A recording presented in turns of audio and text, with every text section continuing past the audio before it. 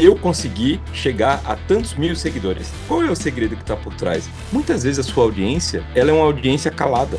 Ninguém chega no supermercado e vai comprar pão e deixa um comentário pro padeiro. Às vezes a gente tenta replicar para a rede social uma coisa que não acontece na vida real. Como eu vou vencer o algoritmo? Será que o algoritmo gosta de tragédia? Aí a pessoa só ouve aqueles 3 primeiros segundos e já faz um comentário crítico. Para quem gera conteúdo, monitorar a primeira hora de conteúdo, ela é relevante. Você tem que responder esses comentários, né? Quanto mais eu publico, mais eu tenho visualizações. Isso tem alguma relação com a mudança do algoritmo agora? Você vai ficar refém da rede social. Mas se você chega no final do dia e fala, cara, eu tô trabalhando para mim ou para a rede social? Pode falar. Olá, hoje o assunto do nosso Pode Falar é marketing digital. E quando a gente fala em marketing digital, logo vem à nossa cabeça palavras como algoritmo, engajamento, seguidores, né, visualizações e redes sociais. Mas por trás de tudo isso existem questões cada vez mais importantes. Por exemplo, o excesso de conteúdo circulando na internet, o uso crescente da inteligência artificial na produção de posts, vídeos e imagens, a disputa pela atenção do público e o desafio de continuar relevante em um ambiente tão competitivo. Afinal, o que realmente funciona hoje nas redes sociais? Qual que é o peso do algoritmo, por exemplo? A qualidade do conteúdo ainda faz diferença? E como as empresas, profissionais e veículos de comunicação podem se destacar nesse cenário? Para falar sobre esse universo que muda todos os dias, o Pode Falar recebe hoje Soares Neto. Deixa eu colocar ele aqui na tela. Neto, olá, tudo bem? Um dos grandes especialistas, você é um dos grandes especialistas em marketing digital, estratégia de comunicação. Muito obrigado por ter esse tempinho aqui com a gente para conversar sobre esse assunto tão interessante. Tudo bem, né? Tudo beleza, William. Esse realmente é um tema que chama a atenção de todo mundo. E tem um detalhe, né? Todo mundo quer saber qual é o segredo para poder se dar bem nas redes sociais. Todo mundo tenta vender a fórmula mágica. Exatamente, é isso que nós vamos falar aqui hoje, se existe esse segredo. Para os nossos espectadores e telespectadores, eu vou adiantar aqui que nós não vamos falar sobre desinformação, que é um tema também muito importante de abordar, só que é um tema gigantesco, né? Então vamos focar um pouco mesmo nessa produção de conteúdo, na questão da visualização. Então vamos lá, Neto. A primeira questão que eu tenho para você eu acho que é a mais importante que todo mundo está esperando, que muita gente acredita, Neto, que o algoritmo está escondendo, né, as publicações das pessoas. O que realmente determina hoje o alcance de um conteúdo, Neto? William, hoje tem um detalhe por trás da produção de conteúdo que é muito importante, que é o seguinte, como comecei a falar, em que todo mundo quer saber qual é o segredo, a fórmula mágica, vamos trabalhar da seguinte forma, vamos pensar da seguinte forma. A pessoa é louca o suficiente, tem uma ideia interessante para fazer o quê? Para fazer algo diferente. Aí, quando ela faz algo diferente, que bomba, que faz muito sucesso, ela vem, empacota isso e diz: Olha, eu consegui chegar a tantos mil seguidores. Agora eu sei como fazer você chegar nesse número de seguidores também. Então, clique no botão aqui que eu vou te fazer chegar a esse número de seguidores. Isso é o que a gente mais vê. E aí você vai lá, compra aquele curso, ou compra aquele modelo, e aí você tenta aplicar para o seu. E aí você percebe que não funciona. Tá Mas por que certo. não funciona? Uhum. Porque muitas vezes a gente tenta replicar aquilo e não entende qual é o nosso público-alvo, não entende com quem a gente está falando. E, e aí vem um detalhe: qual é o segredo que está por trás? É simples, é você fazer aquilo que todo mundo já fazia antes, aquilo que funciona, aquilo que. Como é que as pessoas querem se comunicar? Como é que as pessoas se comunicavam antes? Como é que as pessoas se comunicam atualmente? Então, quando a gente tenta replicar alguns modelos e olha que na nossa rede não funcionou, a gente fica, caramba, esse modelo não replicou, aí compra outro produto e compra outro produto. Fica E aí testando. você às vezes tem uma ideia muito legal, você tem uma ideia muito massa e você não quer colocar em ação porque você acha que o seu modelo não vai funcionar. Então o que você está me dizendo é que quanto mais personalizado é o seu trabalho na internet, mais visualização você pode ter. Você tem que ser aquela. Você não adianta usar modelo de outras pessoas, né? Cria o seu e tenta Exatamente. encontrar o seu nicho, é isso? Tente encontrar o seu nicho. Eu acredito e vou muito por essa linha, que essa é a fórmula que funciona, porque é a fórmula que você tem a ideia, é a fórmula. Por exemplo, você fez algo muito inovador, há um tempo atrás, que foi você fazer entrevistas dentro de um carro. Dentro de um carro, o Giro, né? O Você Giro ligou com o uma William. câmera, colocou no carro e, veja, você lembra que há um certo tempo tinha aquele cara que fazia sucesso lá na Apple, que ele cantava, que Sim, ele levava as pessoas. Você já estava fazendo isso no Brasil. Você já estava fazendo isso de uma forma. Você fez um podcast dentro de um carro. exato.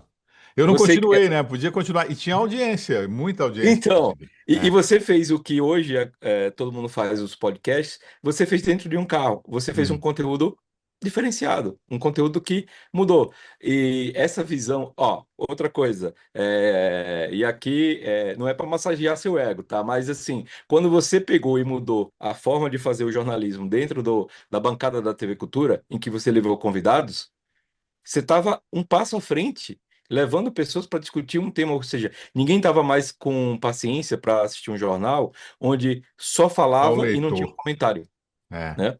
Na Então, verdade, outro ponto também que fez sucesso, aquele jornal fez muito sucesso, né? Ô, e isso, Neto, é legal isso, você relembrar isso e atentar e mostrar isso para as pessoas, que o interessante, então, é o que você acha que funciona para você e você tentar mostrar isso para as pessoas. E quem gostar vai te seguir. É isso. exatamente. E a persistência e a consistência, né? Você ser muito consistente ali no que você está fazendo. Às vezes você vai querer, ó, por exemplo, você vai querer assim, nossa, coloquei um conteúdo e não teve like, não teve curtida, não teve comentário. Muitas vezes a sua audiência, ela é uma audiência calada. Ela é uma audiência que quer te assistir, mas não quer comentar. Ela não quer Uhum. chegar ali, escrever, falar algo, olha, achei interessante. Não, ela quer só assistir.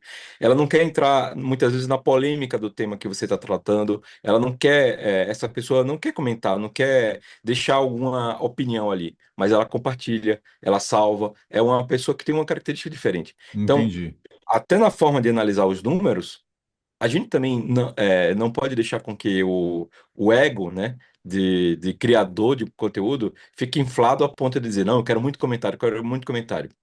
E na E a gente verdade, talvez não seja tão eficiente você ter tanto retorno de comentário, né? muitas Interessante vezes isso. o seu produto ele pode não ter o número de comentários que você precisa, mas quando você for vender algo, por exemplo, na internet, você pode ter as pessoas comprando. é, Ninguém chega no supermercado e vai comprar pão e deixa um comentário para o padeiro. É, A pessoa vai lá e compra o pão, né? Ninguém vai chegar lá e dizer assim, ó, me dá 1 quilo aí de carne moída e depois deixa lá um comentário, olha, essa carne moída de hoje foi sensacional. Ninguém ah, faz isso. Então, às vezes a gente tenta replicar para a rede social uma coisa que não acontece na vida real. E a rede social é a, a vida como ela é. Só que aí vem aquele detalhe, como eu vou vencer o algoritmo? Como eu vou driblar o algoritmo? pois é, essa é a minha pergunta aqui para você. O algoritmo hoje, ele favorece. Eu sempre tive essa dúvida e as pessoas sempre questionam isso. Ele favorece qualidade ou apenas conteúdos capazes de prender a atenção por mais tempo? Assim como no avião, que a gente só descobre a caixa preta quando ele cai e alguém vai lá e examina, descobrir o que tem atrás desse algoritmo, é uma caixa preta. Quem está lá dentro das redes sociais sabe exatamente como vai ranquear ou não. Mas se você for tentar brigar ou tentar descobrir a fórmula mágica do algoritmo, eu acho que você acaba perdendo um tempo. Eu sei que o algoritmo ele tende a fazer uma coisa. Ó, eu vou te dar um exemplo. Recentemente, eu fiz um post para um cliente em Uhum, que era um post de uma nota de falecimento. Nós tínhamos X número de seguidores, cerca de 3 mil seguidores numa conta, e quando a gente fez a publicação da nota de falecimento, a gente teve um alcance em poucas horas de mais de 175 mil visualizações, mais de 175 mil contas alcançadas entendo. e muitos comentários. Então, já eu tinha outros conteúdos que eram até informativos e não teve aquele alcance. Aí você fala, bom, será que o algoritmo gosta de tragédia? Eu acredito que no momento que as pessoas que seguem a conta viram que houve uma situação delicada, como um falecimento, o que que acontece? As pessoas vão curtindo. O algoritmo, eu faço a leitura de que ele entende de que as pessoas estão interagindo com aquele conteúdo e replica para mais pessoas. E vai passando para mais pessoas. Automaticamente, aquele conteúdo foi ganhando uma dimensão gigante. E aí também tem um detalhe. Essas dimensões, quando elas extrapolam um determinado momento, elas vêm a chamar também os haters. As pessoas que. E aí é o seguinte: você tem que usar hater para poder subir como escada. Se você for ficar se incomodando com hater vai chegar aqui e vai dizer: Olha, eu não concordo nada com o que vocês estão falando. Ok, tudo bem. Vai lá e faz o seu. Quem não tá familiarizado com esse nome, o que que são haters? Aquela pessoa malvada que não Só tem. entra ali para fazer Só crítica. entra ali para fazer, jogar uma gasolina. Cara, eu tinha um cliente em E São eles Paulo. geralmente são robôs? Não, né? São Não, perfis. geralmente a pessoa que está atrás de um computador se esconde Tá. atrás de um computador e vai falar alguma coisa, vai comentar alguma coisa, vai falar da cor do óculos, da cor do cabelo, da forma que você falou, de uma palavra errada que você usou. Enfim, vai dizer: Olha, eu não gostei da sua biblioteca. Sua biblioteca aí, eu não. É. Aqui, cara, tudo bem, mas muitas vezes a pessoa, ó, você coloca um vídeo na internet falando sobre um tema, os 3 primeiros segundos eles são essenciais. Aí a pessoa só ouve aqueles 3 primeiros segundos e já faz um comentário crítico. E aquilo ali, e tem um detalhe muito importante, para quem gera conteúdo, monitorar a primeira hora de conteúdo, ela é relevante, porque a primeira hora vai determinar se começa a chegar muita gente criticando ou elogiando, a tendência é que outras pessoas vão fazer o efeito manada, né? Elas vão seguir aqueles comentários. Então, se você não monitora esses primeiros comentários ali, as pessoas Hum. vão sair criticando. E você pode usar. E Você hoje tem que responder esses comentários, Neto, ou não? eu já vi muita gente respondendo da seguinte forma, de até expor esses comentários. É delicado isso, Mas tem porque que responder? depende de cada conteúdo. Ah, tá. Eu diria que depende, porque assim, veja, a pessoa vem e te faz um elogio, você não responde. O cara vem e faz um ataque, aí você responde. Então você está dando mais crédito para quem? Para quem gosta do seu conteúdo e te elogia, ou para aquela Tá. pessoa que só vem te criticar? Aí Entendi. você tem que pesar a balança. O que você pode fazer é o seguinte: muitos seguidores seus eles se tornam evangelistas, eles se tornam aquelas pessoas que vão defender você a todo custo. Isso acontece com grandes influenciadores. Mas aí o que que acontece? Você vai lá e pega uma pessoa que criticou o seu conteúdo, e aí você dá mais atenção e passa o dia mal, cara, com aquilo.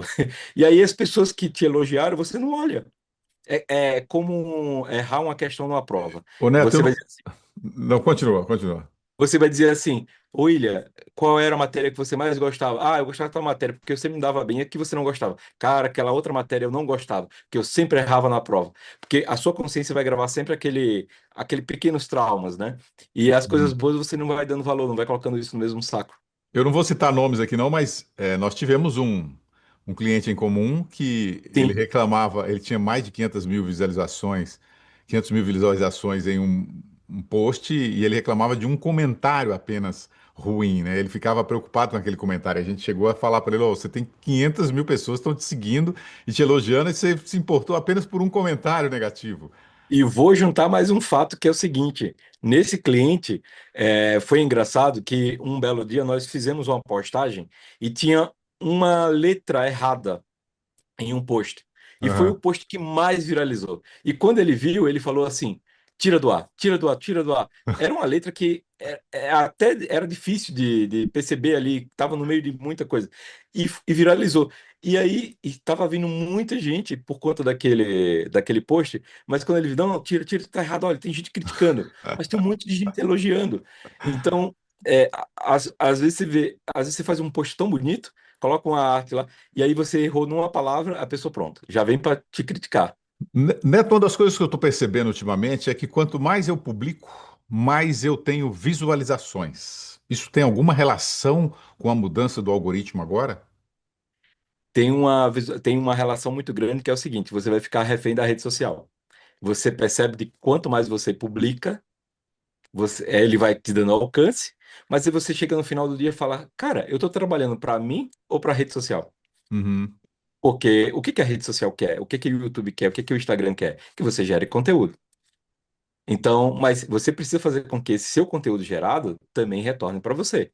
Que tem a qualidade, Porque né, de a que tem a visualização. qualidade. Porque você pode gerar entretenimento, que é o que, ó, rede social, quem desliza não dá ré. Foguete não dava ré, agora dá, né? Mas aí, rede social, geralmente a pessoa vai deslizando o dedo ali e ela não, dificilmente ela vai dar ré para poder ver o que passou. A não ser quando ela acha um conteúdo interessante. Aí o que que acontece? Você gera conteúdo, aí a pessoa te vê e ela não te segue ainda. Mas ela tá te vendo toda hora, porque o algoritmo tá lá entregando para aquela pessoa. Mas você olha assim e fala: bom, eu tô gerando muito conteúdo, mas eu tô monetizando esse conteúdo de alguma maneira? Será que você tá fazendo com que esse conteúdo ele vire dinheiro para você no final do mês? Né? Então, senão você está trabalhando Uhum. só para a rede. Número de visualizações, então, não representa tanto, né? Quando você tem um negócio na internet, é isso. No fundo, eu verifico que é o seguinte: se você tiver 10, 20, 30 mil visualizações, mas se você não tiver monetizando de alguma forma o que você quer fazer ali na rede social, então virou entretenimento e você está trabalhando para a rede social. Tá. Tá. É porque eu estou dizendo isso porque eu tive um amigo, eu tenho um amigo que o post dele deu cento e poucos mil visualizações. Ele não teve um negócio com esse post, era um post de negócios, mas teve 120 mil, parece, visualizações. Então é por isso, né? Agora, não é isso? Agora, o segundo detalhe aqui. E a qualidade, ela é importante? Mesmo se for para uma empresa, por exemplo, que quer manter uma reputação e credibilidade? Porque muita gente fala assim, ah, só publica, não importa a qualidade. Mas nesse caso, para a empresa também vale isso ou não? Se você for pensar que hoje em dia as empresas estão trazendo para frente da rede social os donos. Por exemplo, você vai pegar uma Magazine Luiza, você vai pegar o cara lá da CIMED, você vai pegar o próprio o dono da Havan. Então você vai pegar determinados empresários. Quem fazia isso muito bem? Silvio Santos. Então você vai pegar determinados empresários que são a cara da rede. E aí, voltando à questão da sua pergunta, a qualidade. Veja, quando você tem um post ou um vídeo muito repleto de produção, as pessoas hoje em dia olham e falam assim: ih, vai querer me vender alguma coisa. Vem alguma coisa para eu comprar. Então, o que que acontece? Elas pegam e pulam esse conteúdo. E aí você fala assim: nossa, mas eu fiz um vídeo legal. Aí tá, pega o seu celular e desliza. E veja quantos vídeos legais que você pulou. Agora veja aquele vídeo que estava de uma forma mais amadora, ou como o pessoal diz assim, de uma forma mais low profile, né? Que é um conteúdo sem muita edição. Como é que ficou? Aí, não, esse aqui viralizou. Aí você vê determinados vídeos que estão na internet que não tem muita edição, não tem muita produção, simplesmente pegou a câmera, ligou e começou a gravar, mas teve uma coisa, teve conteúdo, teve história. O que a gente coloca o storytelling, né? Teve um conteúdo que trouxe entretenimento e atraiu a atenção da pessoa. Mas quando você fala assim, tá, mas e uma empresa? Institucionalmente, você vai pegar um banco, tá, um banco Bradesco, como ele não tem uma cara, digamos assim, um dono que vai aparecer ali, como o dono da CIMED, por exemplo, ele vai ficar refém de gerar aquele conteúdo institucional. Mas se você observar, se você for falar com as redes sociais, ele vai ter que procurar influenciadores, pessoas que tenham uma conexão com o público que ele quer atingir, com o público jovem, com o público mais velho. Então, você vai ter que buscar quem são essas pessoas que geram conteúdo, que pode ter conexão com a minha marca, para que eu coloque isso na rede social e as pessoas passem mais tempo consumindo meu conteúdo. Que ninguém Uhum. amanhece e fala assim: nossa, hoje eu vou seguir o Nubank. Nossa, hoje eu vou seguir a Ambev. Tá. E Mas agora? no caso da empresa, um conteúdo ruim pode prejudicar a reputação da empresa? O usuário ele associa a qualidade do conteúdo à qualidade da empresa ou da marca que está por Eu, trás daquela eu mensagem? acredito, eu acredito que sim, Ah, é. com um detalhe.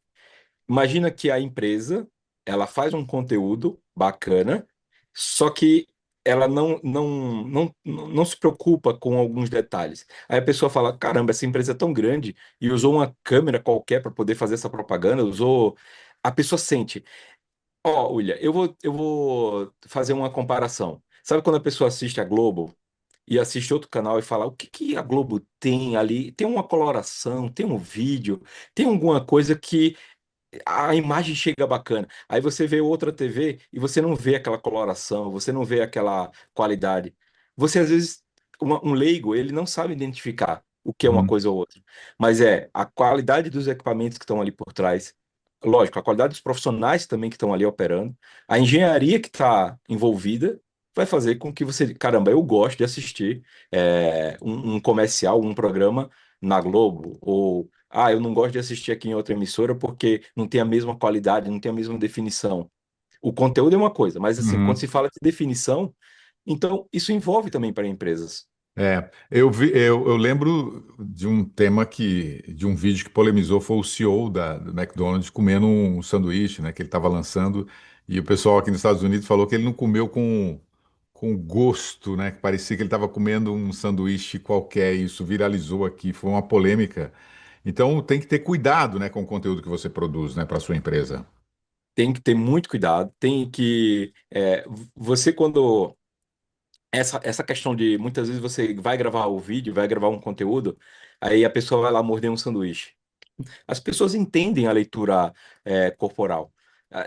Imagina, é como se fosse candidato comendo pastel na época de campanha, Pastel né? O e caldo de tomando cana, né? café.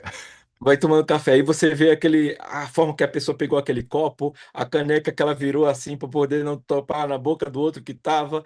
Então, as pessoas notam isso. Hoje na rede social você tem mais exposição, as coisas viralizam muito rápido. Uhum. Agora, também é o seguinte, você pode fazer isso de uma maneira estratégica para que realmente viralize. É, com certeza. Ó, o Itaú,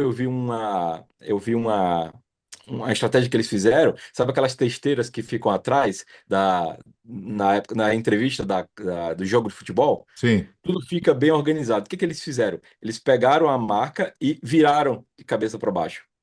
Ah, e as pessoas observaram, Justamente a marca está de cabeça para baixo. a marca está de cabeça para baixo. Então eles Ah, quebraram, né, chamaram a atenção, né?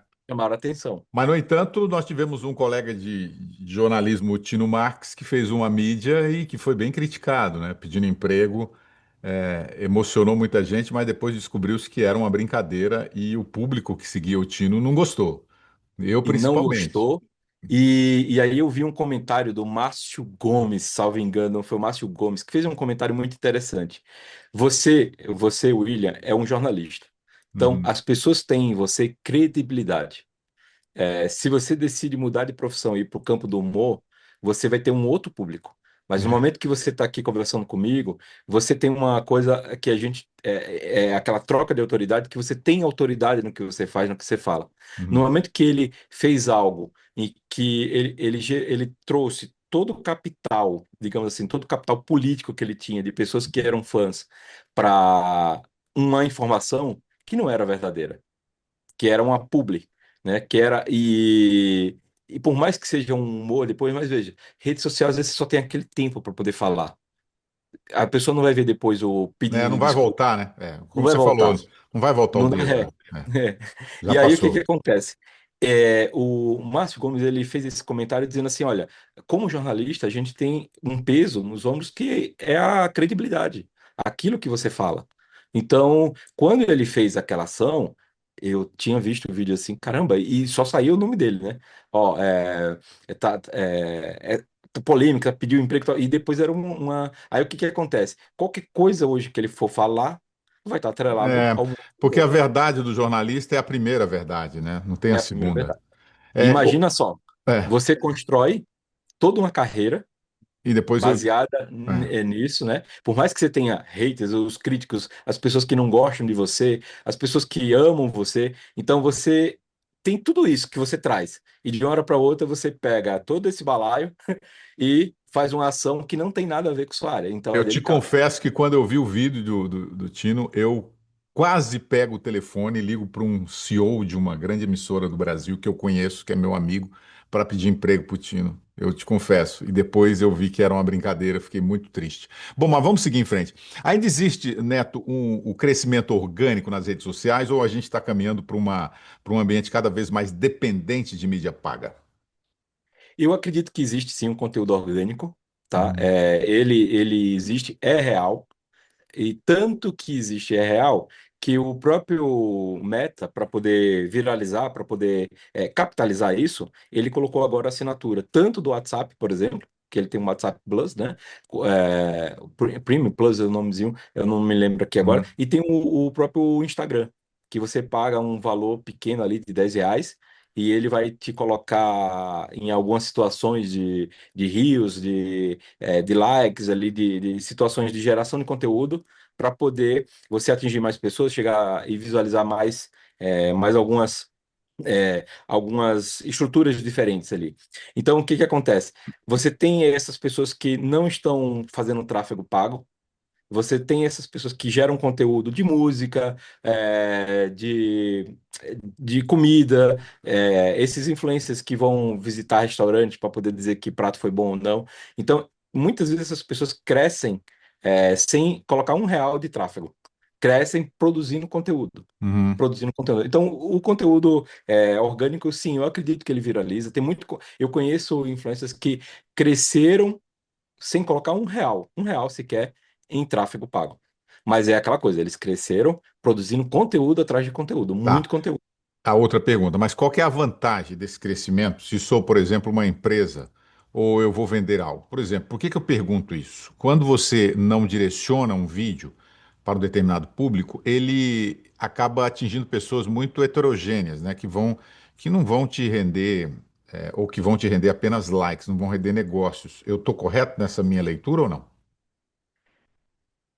William, volta àquela questão anterior, assim, com que público você está falando? Ah, tá.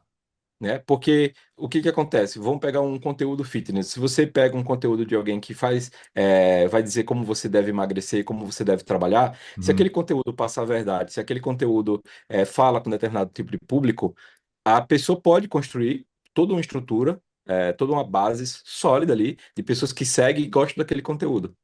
E aí a pessoa pode indicar, recomendar produtos que tenham a ver com a área, academia, conteúdo de alimentação e monetizar com isso.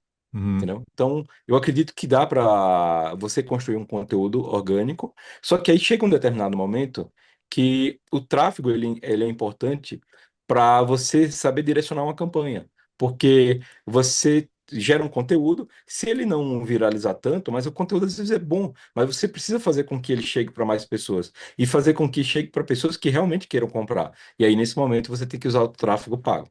Ô Neto, a gente tem tanto assunto para falar aqui, meia hora é muito pouco, Neto.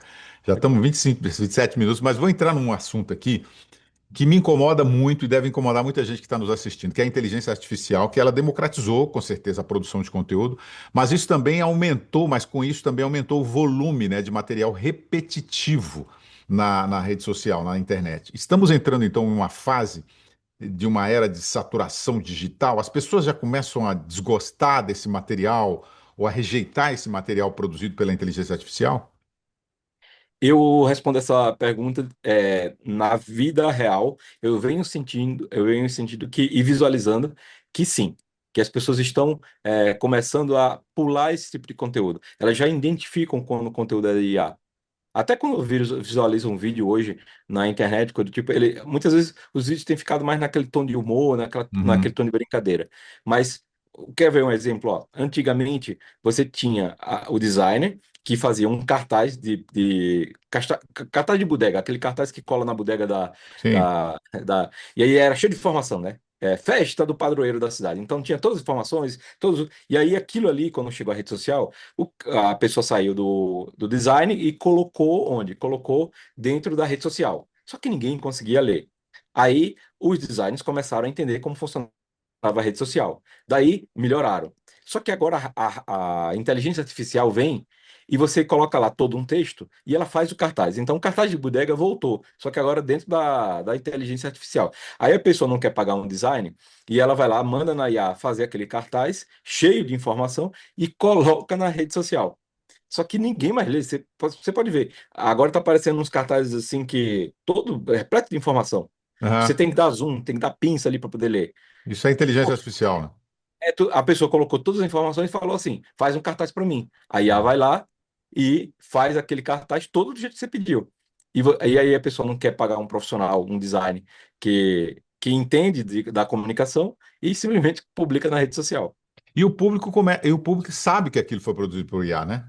Sabe, sabe, já Sabe. percebe. Até no atendimento, até quando você está falando com um robô, a pessoa. Ó, quantas pessoas entram para falar com um atendimento e falam assim: eu quero falar com um humano, me chama humano, né? Porque, não, eu sou a fulana, a inteligência artificial da empresa tal. Aí, não, mas eu quero falar com o humano, porque as pessoas não querem mais, elas sentem que com o humano tem uma empatia, tem, o tom de voz vai mudar, a percepção do problema é diferente, né? E aí tem Uhum. um jeito latino, digamos assim, de como É. se comunicar. Ô Neto, você acha que existe o risco das redes sociais ficarem nudadas por conteúdos artificiais e perderem a relevância?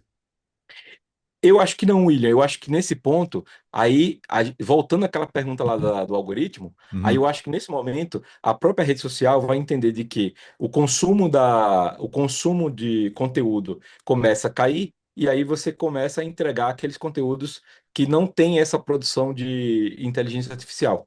Então, eu acredito que os donos das redes sociais, das big techs, digamos assim, né? Eles monitoram isso Eles diariamente. Então, se eles monitoram, né? eles percebem que é como a TV, se percebe que aquele programa não está dando audiência, por que que você vai continuar naquele programa? O Entendi. anunciante não quer estar em programa que não dá audiência. O que que continuará sendo insubstituível, mesmo com o avanço da inteligência artificial? O que que você acha? História.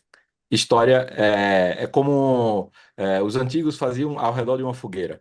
Então, você contar histórias, você falar algo real, falar da vida real, né? Mostrar que aquilo existe, que aconteceu. Você vai ter programas de TV como existe, as pessoas gostam de ver lá a polícia correndo atrás do assaltante. Essas coisas vão existir. Ou conteúdos que sejam emotivos, alguém que passou por uma situação de saúde e foi curada. Então, vidas reais, histórias reais, eu acho que isso é o que vai continuar sempre existindo e vai continuar trazendo muito engajamento, porque é isso que conecta as pessoas. Tá. Nosso tempo já se esgotou, mas eu vou continuar mais um pouquinho aqui. Durante anos, Neto, porque tem um assunto aqui que é legal, que é a questão da televisão, né? Durante anos vimos as redes sociais, todo mundo falava que as redes sociais acabariam com a televisão, né? E isso de fato não aconteceu com tanta força. Aconteceu um pouco, reduziu, né, a audiência das TVs. E aí, para você, hoje as redes sociais, elas são concorrentes da TV ou elas são complementares, Neto? Eu acho que são complementares, assim como o Bill Gates escreveu um livro falando que o papel ia acabar, mas ele teve que imprimir o livro, né? Isso é ótimo. Então, o jornal impresso, ele deixou de existir, mas mais por uma conveniência também, de que as pessoas hoje estão na tela do celular. Mas o rádio, por exemplo, quando chegou a TV, o pessoal falou que o rádio ia acabar, o rádio não acabou, né? Você da área de comunicação, você sabe, algumas coisas que a TV faz, o Brasil, vamos pegar o Brasil. O pessoal hoje está falando muito com essa coisa do vem assistir no digital a Copa, vem assistir aqui. Aí a outra emissora fala: não, assista com a TV aberta. O Brasil é muito grande. Tem muita gente que tem acesso à internet de qualidade. Tem muita gente que não tem acesso de qualidade. Então, nós, como gestores de marketing, a gente que pensa em marketing, você tem que pensar onde é que está meu público. Meu público usa uma parabólica para assistir. Eu estava numa cidade no interior de Sergipe, numa cidade chamada Cedro de São João. Eu tava lá, liguei a TV e quem tava passando? Você. Ah, Eu que ótimo. tava zapeando um canal lá na TV, via satélite, e vi o seu programa. É. Lá Era não pela Eu tinha. TV, você viu, né? Eu TV. É. E você tava passando, eu tava zapeando o William, e era um. Veja, eu tava num local que tinha internet, mas eu tava zapeando uma TV que estava conectada a uma antena via satélite. Então, quantas pessoas estão no interiorzão do Brasil e que não têm acesso à internet de qualidade e precisam ainda da TV, precisam ainda do rádio, né? A Voz do Brasil, né? A pessoa vai se informar lá pela Voz do Brasil. E o que que acontece? Eu acredito que não vai matar a. Uhum. Eu acho que vai complementar. E as pessoas hoje ligam a TV em casa e ficam com o celular na mão, com a segunda tela, para poder comentar. E a TV 3.0 está vindo com isso, né? Com essa ideia de que você use a tela do celular Interação, é. para que você veja assim: olha, essa camisa que o William está usando, que legal. Onde é que compra? Eu posso fazer um É. anúncio, colocar um QR Code e você já comprar aquela roupa. Ô Neto, o que que a televisão ainda faz de melhor do que as redes sociais para você? Que você é um cara também que vem da TV, né? Depois você foi, você pelo menos trabalhava com o professor Luiz, que era um homem da TV, né? Olha, eu aprendi muito com ele que é o seguinte, você tem que estar um passo à frente e sendo criativo o suficiente para poder você fazer algo que inove. Eu acredito que a TV tem uma característica de informação muito boa, ao mesmo tempo que hoje você hum, criou um leque de opções em TV que você tem todo tipo hoje. Hoje, se você pegar quantos canais hoje você tem para todo tipo de conteúdo. Vou dar um exemplo assim. Tem conteúdos na TV que você não apagou tão fácil. Você tem um programa como Roda Viva, que ainda tem o seu peso. Você tem um programa como o Jornal Nacional, que tem o seu peso. Você tem um programa como a Praça é Nossa, por exemplo, que vai ter o seu peso ali, com pessoas que ainda assistem, que gostam. Você tem programas de esporte na Band, que você vai ter aquele peso. Então, as pessoas vão criando Hum. micro bolhas em TVs, em programas, que elas assistem, que aquilo ali. Aí vem aquele detalhe, a TV também precisa se comunicar com a internet, fazendo o quê? O que os podcasts fizeram muito bem, os cortes. Tá. Os podcasts só viralizaram por conta dos cortes. Ó, vamos encerrar então. Se você pudesse, né, dar apenas um conselho para as empresas, né, para os comunicadores, para as emissoras que querem continuar relevantes nos próximos, vamos lá, 5 anos, qual que seria? Sabe aquela ideia que você tem, que você está tentando colocar em prática? Coloque. Porque o pior vídeo é aquele que você não gravou. E o pior vídeo é aquele que você ficou tentando planejar e fazer o vídeo perfeito. Então, faça microvídeos, faça micro testes, teste. E quando alguém fala assim, vamos testar isso, não é porque o conteúdo é amador, é ruim, é porque você precisa testar. E você ficar tentando planejar o melhor conteúdo, como se fosse uma produção cinematográfica de um filme de Hollywood, esqueça isso. Aham. Hoje você pode produzir um bom filme com a tela com um telefone celular. Então, assim, tem uma ideia? Coloca ela em prática. Portanto, que não vai ferir ninguém, não vai machucar ninguém ali, não vai ofender ninguém, coloca em prática. E se for verdadeira aquela história, o marketing ele tem aquela coisa. Se o marketing é feito bem feito, se o marketing é feito com verdade, ele funciona.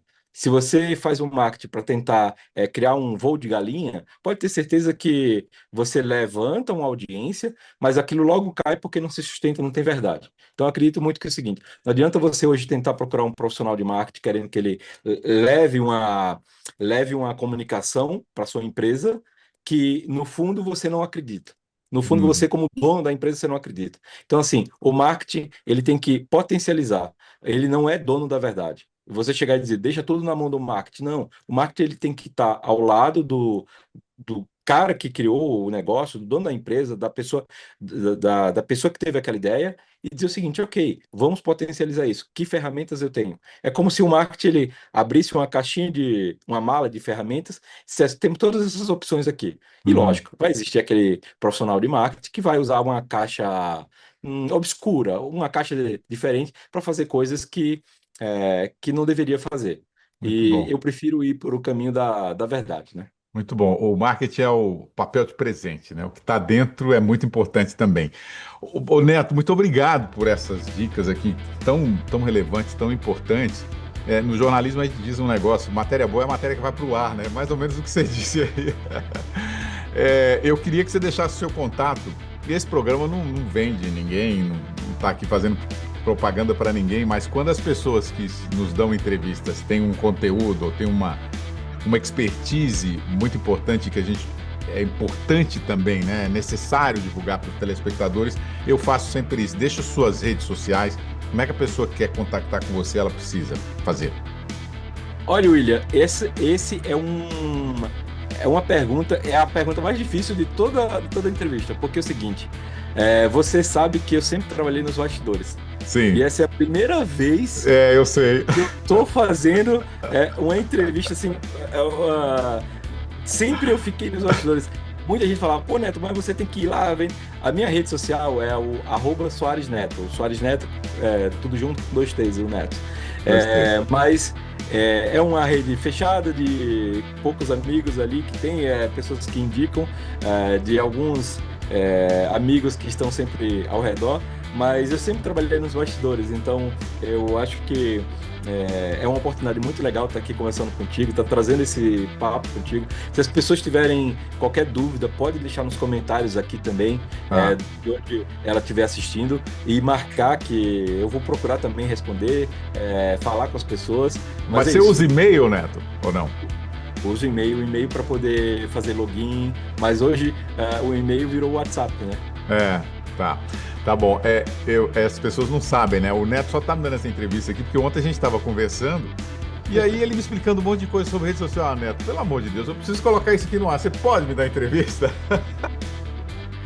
Ele tava nos bastidores. William, eu sou um homem de bastidor. Não, agora já não é mais. Você falou, você vai falar o que você falou para mim, para os meus telespectadores. Muito obrigado, Neto, por essa entrevista. Muito obrigado, pela gentileza. Perfeito, obrigado. E você que assistiu até agora, obrigado pela audiência, obrigado pelos comentários que vão gerar aqui. Se você ficou com dúvida em algum conteúdo também, deixa nos comentários, isso é bem interessante. E se não quiser comentar, não tem problema também. Compartilha esse vídeo com quem vai gostar do bate-papo também. Muito bom. Obrigado, Neto. Pode falar.